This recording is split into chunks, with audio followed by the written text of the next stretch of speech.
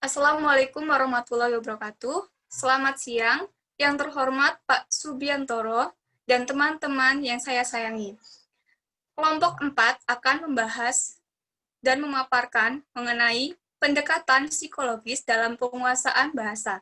Kelompok 4 terdiri dari Dia Lutfiana, NIM 2101418084, Siti Nabila Amanda, NIM 2101418088, Adnia Safira, NIM 2101418093, dan Sania Uliwardani, NIM 2101418102. Yang pertama, ada struktur jiwa manusia. Menurut Worrow, dikutip dalam Pateda tahun 1990, halaman 81, struktur jiwa manusia terbagi 3 bagian, yakni sebagai berikut.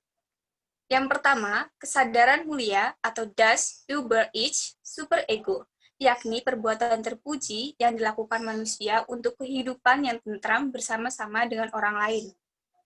Kesadaran mulia ini berkaitan dengan keyakinan atau agama yang dianutnya. Yang kedua, alam kesadaran, Das Bewusstsein, yakni manusia mengamati dunia di luar dirinya dengan menggunakan alat indera dan dapat memandang ke dalam dirinya sendiri berupa aktivitas retrospeksi. Retrospeksi di sini dapat didefinisikan sebagai tindakan melihat kembali peristiwa masa lalu. Contohnya, seseorang yang mengingat hari pertama ia sekolah atau hari di mana ia lulus, maka ia terlibat dalam proses atau aktivitas retrospeksi. Yang ketiga, alam bawah sadar atau Das Unbewusste, Das Es, yang di dalamnya berisi kompleks-kompleks tertekan, bahan-bahan yang telah dilupakan, dan nafsu-nafsu rendah dan kuno, yang semuanya kadang-kadang muncul ke alam sadar. Struktur jiwa manusia ini dapat dimanifestasikan dengan menggunakan bahasa yang dalam keadaan sadar. Dengan kata lain, psikologi berobjekkan bahasa, sedangkan penggunaan bahasa yang menjadi objek psikolinguistik selalu berhubungan dengan alam sadar kita. Selanjutnya, pendekatan behavioristik dan nativistik. Pendekatan behavioristik merupakan salah satu pendekatan pemerolehan bahasa yang dipelopori oleh Skinner.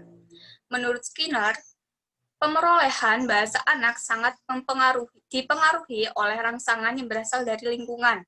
Pemerolehan bahasa pertama anak terjadi sebagai hasil latihan atau pelatihan meniru bahasa orang dewasa dalam usaha menguasai bahasa tersebut. Seorang anak dilahirkan ibarat kertas putih yang kosong atau tabula rasa, tanpa mengerti apa-apa tentang kehidupan atau bahasa dia. Kemudian, anak itu dibentuk oleh lingkungannya secara perlahan-lahan.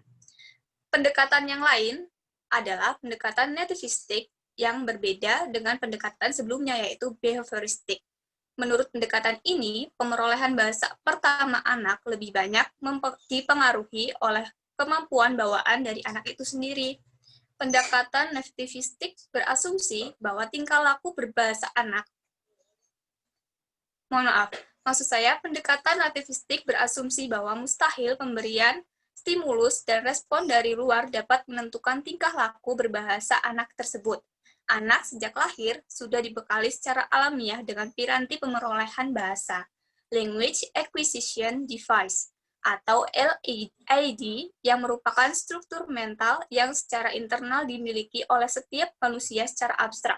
Dengan LAD, inilah manusia normal mampu sekaligus dapat belajar apa saja yang berdasarkan lingkungan tempat tinggalnya atau lingkungan bahasa yang melingkupinya. Iya, selanjutnya ada aspek tata bahasa dan belajar bahasa. Pada perkembangan bahasa anak diperoleh melalui proses belajar bahasa. Keempat tata bahasa dimaksud antara lain holoplastik dan penghubung, kemudian ada penyatuan dan pengulangan. Di mana tata bahasa holoplastik atau tata bahasa yang menggunakan konstruksi kalimat hanya dengan satu kata dan merupakan tata bahasa yang tidak baik. Kemudian untuk tata bahasa penghubung adalah awal tata bahasa dalam perkembangan bahasa anak, di mana anak belajar mulai menghubungkan nama-nama atau simbol-simbol tertentu. Yang ketiga, ada tata bahasa penyatuan, di mana anak akan berusaha menghubungkan kaidah yang berterima dan dalam tuturan tertentu. Yang keempat, ada tata bahasa pengulangan, di mana anak mengulangi pengalamannya dalam menuturkan sesuatu. Dan yang harus ada dalam keadaan belajar bahasa, ada keperluan belajar atau memperoleh suatu sistem komunikasi. Yang kedua, ada tersedia contoh atau model komunikasi. Selanjutnya ada faktor-faktor psikologis, yakni sebagai berikut. Ada motivasi, yakni keinginan atau dorongan untuk belajar. Kemudian ada konsentrasi, atau memusatkan segenap kekuatan perhatian pada suatu situasi belajar. Yang ketiga ada reaksi, yakni keterlibatan unsur fisik maupun mental. Selanjutnya organisasi, belajar juga dapat dikaitkan sebagai kegiatan mengorganisasikan atau menata dan menempatkan bagian-bagian bahan pelajaran ke dalam suatu kesatuan pengertian. Yang kelima ada pemahaman, yakni menguasai sesuatu dengan pikiran, menangkap maknanya dalam tujuan akhir setiap belajar. Yang keenam, ulangan, untuk mengulangi atau memeriksa dan mempelajari kembali apa yang sudah dipelajari. Yang selanjutnya ada model belajar bahasa. Menurut Stern dalam Pateda, pada tahun 1990 pada halaman 90, ada 5 variabel yang perlu diperhatikan jika kita membicarakan model belajar bahasa.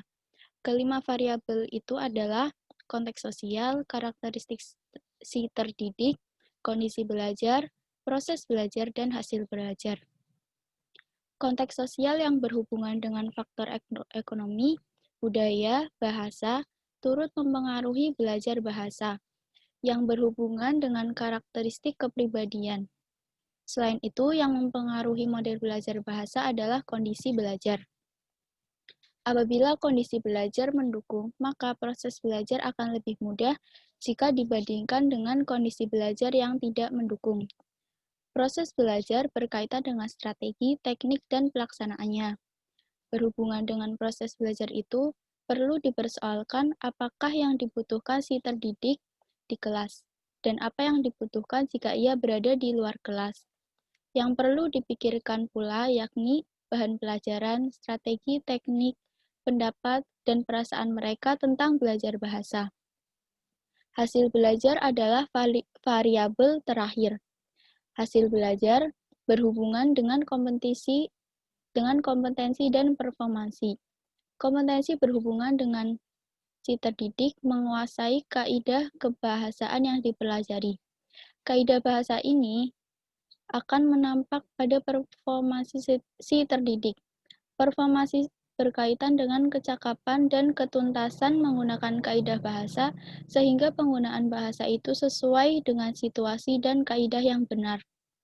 Jadi, jika si terdidik belajar bahasa Indonesia ketika berkomunikasi secara resmi, penggunaan bahasa Indonesia yang dimaksud adalah penggunaan bahasa Indonesia yang baik dan benar.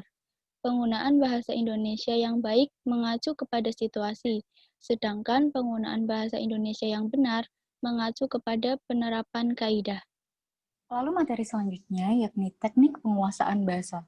Untuk mengefisiensikan penguasaan bahasa, ada beberapa teknik yang perlu dilakukan, yaitu yang pertama, berilah otak kesempatan menyimak dengan banyak. Dengan memanfaatkan program-program seperti radio, rekaman-rekaman, serta mendengarkan kuliah-kuliah yang merupakan bahan-bahan mentah yang dapat dipergunakan oleh otak untuk mengasimilasi, memilih, serta menyimpan data-data penting mengenai bahasa.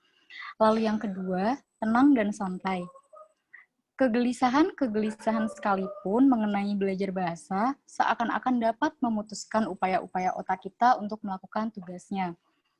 Lalu yang ketiga, janganlah memasang rintangan-rintangan baik bunyi-bunyian. Beberapa orang cenderung memasang penghalang-penghalang bunyi bagi bahasa-bahasa asing dan sebagai akibatnya mereka tidak mengasimilasi bahasa itu sedemikian rupa, sehingga hal itu seolah-olah banyak menolong mereka pada suatu tingkat kesadaran. Akan tetapi, dalam beberapa contoh, orang-orang ini telah diketahui mempergunakan bahasa asing dengan amat lancar kalau mereka mabuk atau sakit jiwa. Lalu yang keempat, berikan waktu yang cukup bagi otak. Pada akhir minggu, kebanyakan orang beranggapan bahwa mereka haruslah mulai berbicara sesuatu bahasa asing. Tentu saja tanpa sanksi mereka dapat memakai beberapa ekspresi. Tetapi untuk memanfaatkan passive listening dengan sebaik-baiknya haruslah memberi kesempatan bagi otak untuk bekerja beberapa bulan. Lalu yang kelima, beri kesempatan bagi otak bekerja. Sementara kita mengerjakan sesuatu yang lain, merupakan suatu cara yang baik memasang rekaman dalam suatu bahasa, sementara kita bercukur, makan, membaca koran, ataupun pada saat bermain dengan anak-anak. Lalu materi selanjutnya, kondisi belajar dan proses belajar bahasa. Kondisi belajar dapat dilihat dari dua segi, yakni sifat dan faktor. Yang berhubungan dengan sifat, yakni apakah proses belajar bersifat formal atau non-formal, dan berhubungan dengan faktor, yakni faktor dalam atau intern, dan faktor luaran atau ekstern. Dengan adanya kondisi formal, si terdidik belajar bahasa secara teratur, terprogram, dan terkontrol. Sedangkan pada kondisi non-formal, si terdidik dapat menemui aneka bahasa yang hidup di sekitarnya, dan proses belajar itu sendiri tergantung pada upayanya. Lalu dalam hubungan dengan proses belajar bahasa, Strand yang diikuti Pateda tahun 1990 menyebutkan 6 strategi dalam proses belajar bahasa.